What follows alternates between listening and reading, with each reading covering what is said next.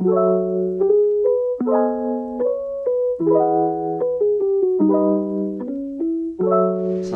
Bu, kami dari kelompok 10 ingin wawancara tentang lenong tuna dengan Ibu siapa Bu? Selfie, Mama Ajril biasanya. Jadi pertama, lenong tuna itu apa sih?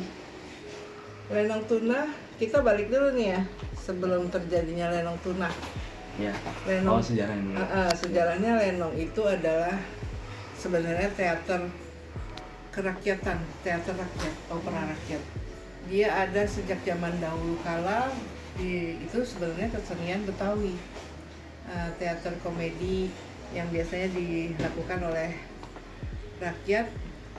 Bentuknya adalah sebenarnya satu kelompok, terus dia dari desa ke desa keliling dia. Oh iya, jadi Kayak ngamen keliling ya. tempatnya nggak nentu gitu. Nggak nentu dulu itu. Terus akhirnya dipanggil dalam bentuk hajatan. Hajatan, orang kedurian, resepsi itu biasanya durasinya bisa semalaman suntuk. Terus kemudian pada tahun itu abad 1920 kalau nggak salah, Betawi. Medianya komunikasinya adalah ada musiknya, terus alat musiknya adalah kayak gambang kromong, terus kalau di Betawi, lenong Betawi ada kecrekan ya. Nanti akhirnya sampai nih ke lenong tuna gitu. Terus ada kecrekan, bahkan kalau di lenong Betawinya sendiri dia ada alat musik yang berasal dari Tionghoa, namanya teh hian, kongahian, sama sukon. Ya, itu ada tiga dari Tionghoa gitu. Terus itu juga semua alat musik itu digesek, ntar bisa cari di Google bentuknya kayak gimana, kayak biola sih, cuma dalam bentuk kayu ya, sama batok kelapa. Terus perkembangannya mencapai ke tahun 1970 itu mengalami masa sulit.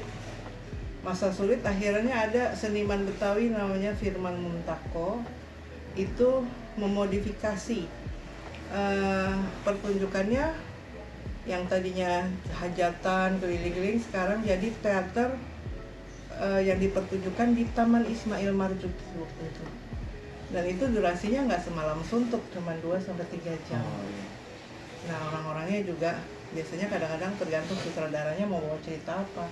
Tapi kebanyakan ceritanya adalah cerita tentang rakyat. Itu lenong sendiri ada dua nih, lenong Denes sama lenong preman. Kalau lenongnya, lenong Betawi ya, lenong Denes itu lenong resmi kedinasan.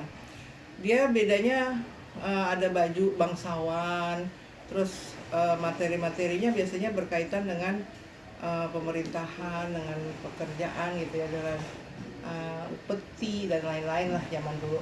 Kalau lenong preman tuh lebih kepada arah sehari-hari, menggunakan dialek Betawi dan diselipin humor-humor gitu. Nah itu lenong preman. Tapi makin kesini berkembang lenong premannya justru yang bagus gitu. Akhirnya muncullah lenong-lenong lain, lenong bocah, lenong new lenong bocah, termasuk lenong tuna yang dikembangkan di Tangerang. Jadi awalnya itu ada sebenarnya dua jenis. Lenong Betawi. Iya, pertama 2 jenis, terus muncul lagi lenong-lenong lainnya gitu. Modifikasi ini lenong-lenong lainnya salah satunya adalah yang dikembangkan di Tangerang.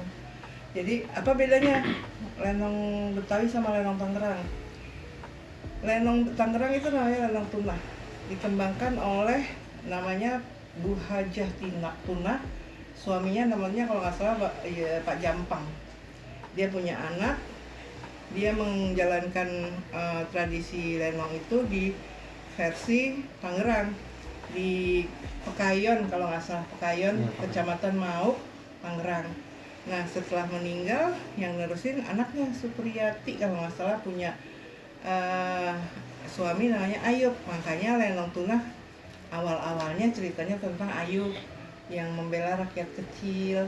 Terus isi-isinya adalah sebenarnya sih komedi ya, komedi dicampur dengan selipan-selipan pesan-pesan moral yang perbuatan tercela, dia anti kerakusan, terus orang-orang yang lemah jadi dibantu gitu kan, kayak gitu. itu istilahnya. Cuman ada perbedaan. Kalau lenong Betawi dia pakai dialek Betawi kental, padahal dia di lenong Betawi itu kalau dinas itu dia pakai bahasa Melayu Betawi yang bangsawan, kalau yang preman pakai bahasa sehari-hari.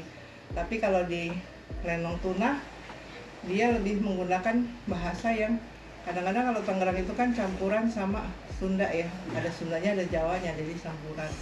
Terus alat musik yang dipakai juga paling kalau di lenong Tunah ngomong kendang, dia nggak ada kecrekan kalau nggak salah. Kalau Betawi pakai kecrekan tuh yang kicrik. Oh iya. Nah, kalau di lenong Tunah enggak. Terus bahasa juga. Terus kalau alur cerita sih rata-rata sama ya, dia membawa pesan-pesan rakyat kecil yang tertindas, terus pesan-pesan moral nggak boleh rakus, atau kadang-kadang juga politik. Sebenarnya alur cerita tergantung sutradara. Cuman kalau lenong Tunah biasanya anggota yang main tuh paling nggak 45 orang. Tergantung panggungnya cukup apa enggak. Terus sama tergantung sutradaranya. Tapi kalau terlalu sedikit lagi minimal 10 sih. Kalau terlalu sedikit lagi nggak rame. Dan dalam pertunjukan tuh biasanya interaktif, nggak cuma monoton pertunjukan gitu. Orang kita ngeliatin, orang berdrama gitu enggak. Ntar kadang-kadang yang pemainnya melempar pertanyaan nih ke penonton, penonton kayak gitu. Terus nanti si penontonnya jawab rame-rame, jadi lucu-lucuan gitu, jadi interaktif. Terus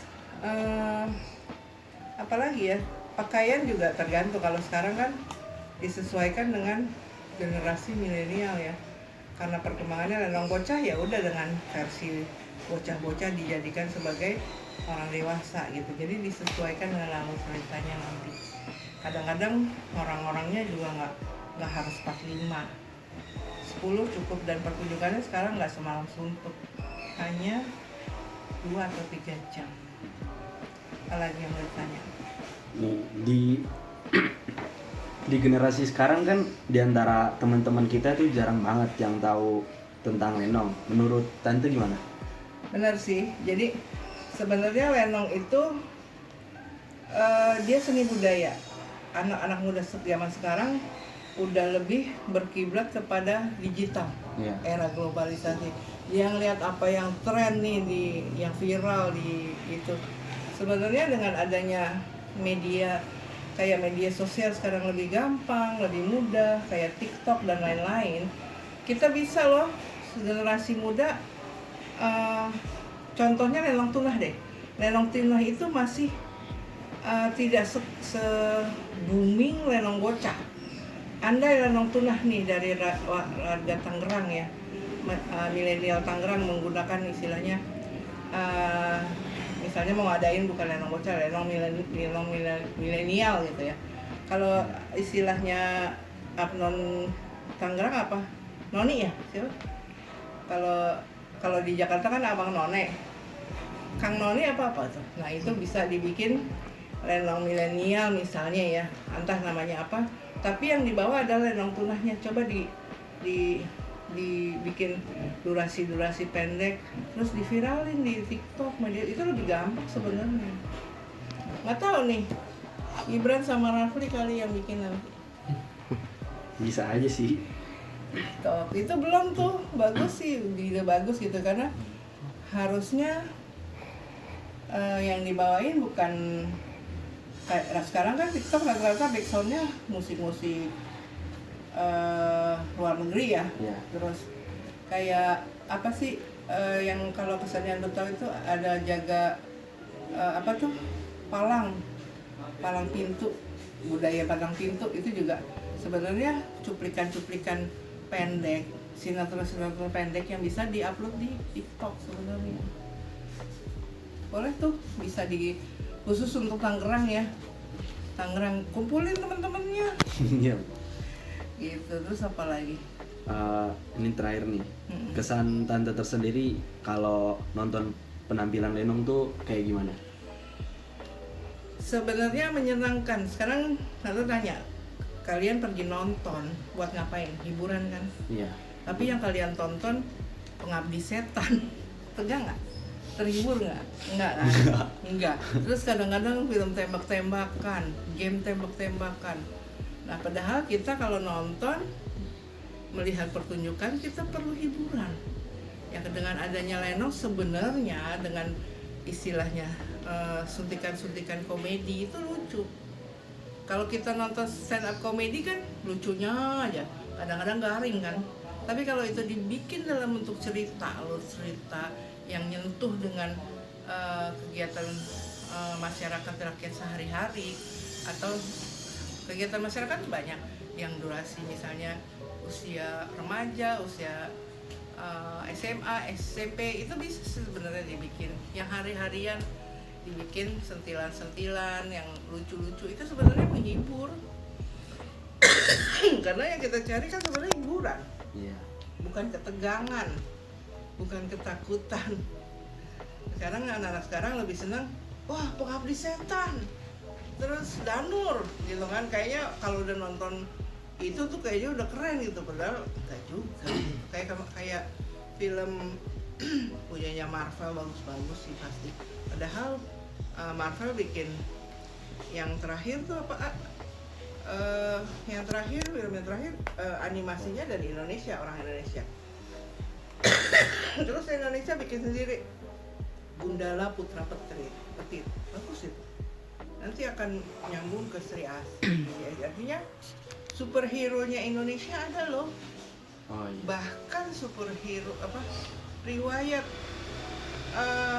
tentang cerita hikayat yang terbaik di Indonesia itu adalah wayang Indonesia. Udah diakui oleh PBB UNESCO.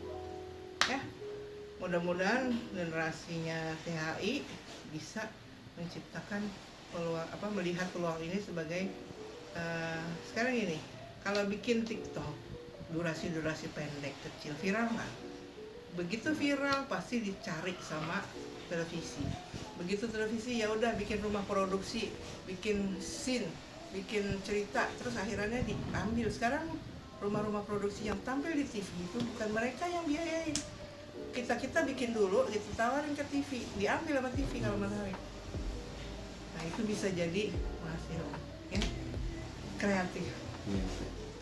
Ya udah, apalagi yang mau ditanya? Udah sih Bu, itu aja. Makasih atas waktunya Bu. Tadi ibu, sekarang tante. Iya. Tadi tante, sekarang ibu, sekarang tante lagi. Tante aja dulu. Iya, Terima kasih Tante ya, atas waktunya. Terima kasih ya datang juga. Mudah-mudahan ini jadi sebuah